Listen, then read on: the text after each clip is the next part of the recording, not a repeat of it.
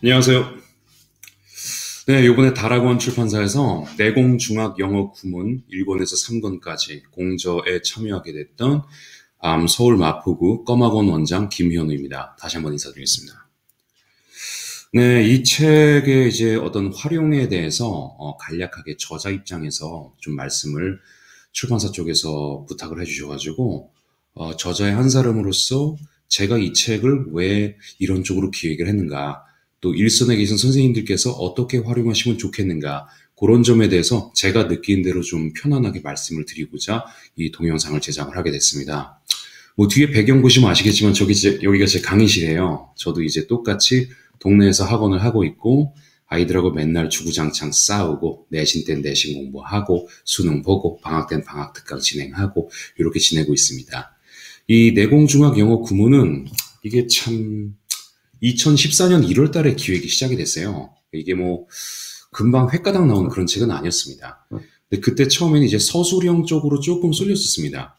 뭐 기억하시는 분들은 기억하시겠지만 그 당시에 이제 니트형 수능이다 얘기 나오고 니트 완전 없어져 버리고 그러한 어떤 입시 제도적인 문제들이 좀 있었고, 또 이제 수행평가의 점수 반영이 점점 더 높아지는 그런 상황에서 이제 결국 수능에서 영어 영역이 현재 고2이자 내년에 고3이 되는 학생들부터는 절대평가가 되었기 때문에 수능이 조금 쉬운 수능 기조로 나올 것이다. 사실 제가 지금 이걸 녹화하는 게 수능 다음 날인데요. 뭐 그렇게 쉽게 나오진 않았었죠. 참 역시 알 수가 없어요. 자, 아무튼 간에 그 당시에는 서술형으로 진행을 하려고 했었는데 이게 과연 일선에서 그만큼 필요한 것인가? 저도 이제 강사로서 제 업무 시간의 90% 이상을 보내는 사람이다 보니까 서술형은 치명적인 단점이 있어요. 채점하기가 굉장히 귀찮습니다. 이게 그러면 편하게 수업을 하면서도 애들한테 좀 도움이 될 수 있는 게 뭘까? 가만 생각해 보니까 예전에는 뭐 좋아하는 사람이 있으면 편지를 썼고, 그 다음은 이제 싸이월드에서 뭐 그 사람의 홈피를 방문하고 글을 썼고, 인터넷 홈페이지를 만들었다가 점점점 짧아져서 트위터, 페이스북 이런 거 보면 글이 굉장히 단문화되어 있지 않습니까? 점점 더 사람들이 읽는 게 짧아지고 있죠. 안 그래도 엊그제 수능 국어 영역이 너무 지문이 길어서 그런 비판하는 내용도 나왔습니다만, 하지만 제가 생각할 때는 이 디지털화되는 세대에 있어서 영어 학습법적인 방법론적인 얘기에서는 이 구문을 통한 학습이 굉장히 효과적인 학습 방법이 아닌가, 저는 그렇게 생각을 합니다. 그래서 각 유닛별로 정해져 있는 문법을 갖다가 똑같은 문법이 적용된 문장을 쭉 읽어 나가면서 이게 어디까지 거주어고 어디가 동사이고 이 문장에서는 어떤 문법들이 공통적으로 쓰였는가, 요걸 갖다가 캐치를 할 수 있게 익숙하게 반복적으로 만들어주고, 그날 학습했던 걸 갖다가 워크북으로 숙제를 내주고 그런 식으로 해주게 되면 이거 도움이 되겠구나. 물론 그런 교재가 시중에 있어요. 제가 그 이름을 말하지 않아도 여러분 다 어느 교재인지 알고 계십니다. 근데 그 교재는 고등부 쪽에서는 상당히 저도 뭐 방학특강으로 쓰고 있고요. 굉장히 좋습니다. 근데 이제 중학생들이 쓰기에는 조금 난이도가 있어요. 뭐 좀 공부 잘하는 동네는 어떤지 모르겠지만 제가 있는 요 동네에서는 중학생들이 그 교재를 쓰는 거는 조금 어렵다는 생각이 들었고요. 그 교재에 이제 중학생용의 판도 있죠. 근데 문제는 재미가 없습니다. 저는 이제 재밌는 걸 좋아하거든요. 그래서 중학생들이 재밌게 볼 수 있으면서 그 교재처럼 좀 방학 특강에 잘 쓸 수 있는 컨셉으로 한번 만들어 보면 어떨까, 그런 생각이 들어서 웬만하면 모든 문장들을 갖다가 재밌게 만들려고 애를 썼어요. 일단 중학교 교과서 1, 2, 3학년 그 출판사에서 나온 모든 교과서에 나온 문장들을 다 분석을 했고, 그걸 갖다가 DB화를 시켜서 어떤 것들은 반드시 교재에 포함되겠다, 1학년, 2학년, 3학년 교재마다 반드시 포함되어야 할 것들을 일단 추려 나갔고, 그 데이터화된 걸 가지고서 너무 뻔하고 재미없는 거 말고 좀 재미있게 문장들을 만들어 보자. 그게 사실은 가장 중요하지 않나 싶습니다. 구문책이기 때문에 뭐 특별한 편집적인 구성도 좋겠지만은 문장 하나하나가 재미있어야만 한다. 그게 이 책의 생명이다. 저희는 그렇게 판단을 내렸고, 그래서 웬만하면 재미있게 문장을 만들려고 애를 썼습니다.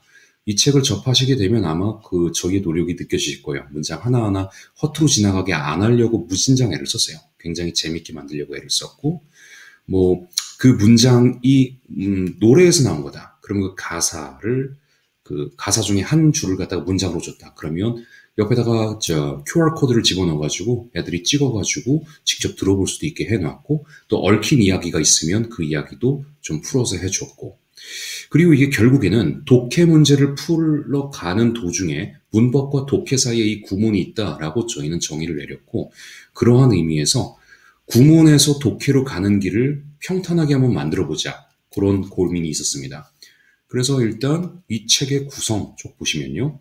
1학년, 2학년, 3학년으로 구성이 돼 있고 학년이라는 글씨는 안 넣었어요. 그러니까 1권, 2권, 3권으로 개념으로 접근을 해서 학생의 레벨이 또는 잘하는 동네 학원이다. 그러면은 뭐 1학년이어도 3권 볼 수 있지 않겠습니까? 자, 여기 고리 문장. 저는 그 각각 5명의 공조자가 맡은 역할이 있었지만은 저는 이 고리 문장이 제 책임이었어요. 나중에 다락원 홈페이지에 가보시면은 이러한 부가 자료들은 다 제공이 될 거예요. 애들 숙제 빡시게 내줄 수 있는 거. 본 책에 워크북은 뒤에 책 속의 책으로 들어가 있고 그거 외에 워크북 외에 단어 목록, mp3 파일, 영작 연습, 해석 연습, 그 단어 테스트지 이런 것들은 제공이 될 거예요. 그리고 이제 화면에 띄워놓을 수 있는 지금 보시는 이런 파일과 같은 화면에 띌 수 있는 것도 제공이 될 거고요.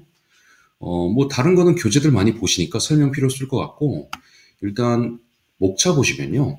지금 1권인데 Chapter 1부터 Chapter 13까지 돼 있고 총 59 유닛으로 구성이 돼 있습니다. 근데 이게 챕터이 어떤 데는 이제 동명사 한 단원, 부사 한 단원 이렇고 또 어떤 단원은 이렇게 길게 나갈 수밖에 없는 그런 구조가 좀 있죠.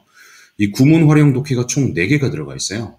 이 구문 활용 독해를 제가 사실은 학원에서 수업하다가 가려운 부분을 좀 긁기 위해서 이 컨셉을 좀 기획을 한 측면이 있기 때문에 저는 이걸 방학 특강, 겨울 방학 특강으로 조금 생각을 했어요. 그래서 예비 중1, 1권이 예비 중1용, 2권이 예비 중2용, 3권이 예비 중3용. 뭐 학생의 난이도에 따라서 여름방학에 할 수도 아니면 정규 교재로 편성도 가능하겠지만 그래서 방학 특강으로 짜기 위해서 겨울방학 8주로 저는 항상 잡습니다. 그럼 8주로 잡는다면 지금 독해가 4개가 들어가 있기 때문에 유닛 1부터 이 첫 번째 독해 있는 데까지를 8주 과정으로 원비 책정을 한다면 여기를 2주에 걸쳐서 나가면 8주가 나오겠죠. 아니면 4주만 특강을 진행을 한다면 독해 나갈 때까지 한 주씩 단원 진도를 편성을 해가지고 그 수업 시수에 따라가지고 조합을 하면은 괜찮을 것 같습니다. 자, 일단 저랑은 여기 1과 먼저 한번 볼게요. 지금 8페이지라고 돼 있으니까. 펼침면으로 왼쪽 면과 오른쪽 면으로 유닛 하나가 구성이 됩니다. 지금 Chapter 1의 유닛 1, 제일 첫 과죠. 그래서 중학교 1학년 제일 처음에 배울 수 있는 비동사의 현재형 먼저 나와 있습니다. 대표 문장 2개는 가장 모범적이고 변수가 별로 없는 그런 것들로 모범 문장들을 넣어주었고 요 유닛에서 필요한 부분에 이렇게 중요한 그 배경 색깔 표시를 해줬습니다. 저는 이제 구문 수업할 때는 SVOC를 다 쓰도록 시켜요. 그래서 이 교재 가지고 수업을 한 다음에는 애들 책에 전부 다 SVOC가 다 쓰여있게 그렇게 만드는 게 구문 진도의 목표라고 저는 생각을 합니다. 물론 나중에 문장 구성이 굉장히 복잡해지는 데에서는 주어하고 동사 사이만 끊어도 무방하겠지만 또 복문으로 들어갈 때는 종속절 안에 다 표시를 시켜도 하는 애들은 합니다. 너무 어렵게 느끼면 또 그렇지 않아도 되겠지만은 1과 같은 경우는 굉장히 쉽죠. 여기는 다 표시를 시켜야 될 것 같아요. 표시를 시키다 보면은 요 비동사는 이다라고 해석이 되고 요 비동사는 있다라고 해석이 되는데 문장 분석을 시켰을 때 위의 문장에서는 주어 동사 보어의 이형식이고 밑에 거는 주어 동사 다음에 장소를 나타내면 수식어다. 보어가 있으면 이다로 해석되고 보어가 없으면 있다라고 해석되는구나.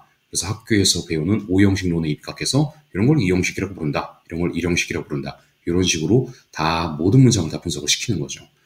주의가 필요한 부분에는 주의 표시가 들어가 있고 거기에 빨간색으로 표시를 해놓고 설명이 들어가 있습니다. 물론 지금 여러분들이 화면에서 보시는 거는 교사용 자료이기 때문에 해석 파란 글씨가 다 들어가 있고요. 애들 보는 책에서는 파란 글씨 해석은 지금 다 빠져있는 상태가 되겠죠.